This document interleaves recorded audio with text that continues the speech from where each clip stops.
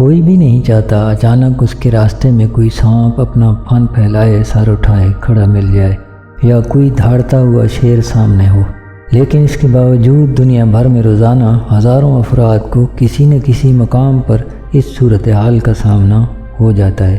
اس صورتحال میں پھر کیا کیا جائے؟ دنیا بھر میں اس کے لیے یکساں مشورہ ہے، پرسکون رہیں، چاہے شیر ہو یا ہاتھی، انہیں دیکھ کر دوڑ نہ لگائیں، کیونکہ دوڑ میں آپ انہیں ہرا نہیں سکتے۔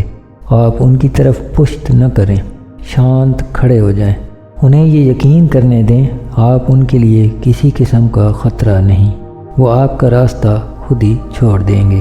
ہمارے آس پاس انسانوں میں بھی دو قسم کے لوگ ہوتے ہیں، ایک اندر سے طاقتور اور دوسرے انتہائی کمزور۔ یہ جو ذہنی طور پر طاقتور لوگ ہوتے ہیں، انہیں کبھی ضرورت نہیں ہوتی وہ آپ کو بتائیں کہ وہ کتنے طاقتور ہیں، لیکن جو کمزور ہوتے ہیں ان میں ایک غصہ بھر جاتا ہے، یہ غصہ پھر چاہتا ہے انہیں بھی طاقتور سمجھا جائے۔ غصہ کمزوری کا اظہار ہے، جبکہ محبت طاقت کا اظہار ہے۔ آپ کے آس پاس محبت کرنے والے سارے کردار اندر سے بہت مضبوط لوگ ہوتے ہیں، جبکہ غصہ کرنے والے اتنے ہی کمزور جتنا زیادہ غصہ انہیں آتا ہے۔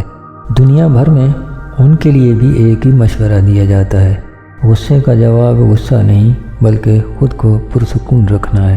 انہیں یہ یقین کرنے دیں آپ ان کے لیے کوئی خطرہ نہیں۔ اگر آپ پرسکون رہ پائے تو یہ آپ کی طاقت کی علامت ہے۔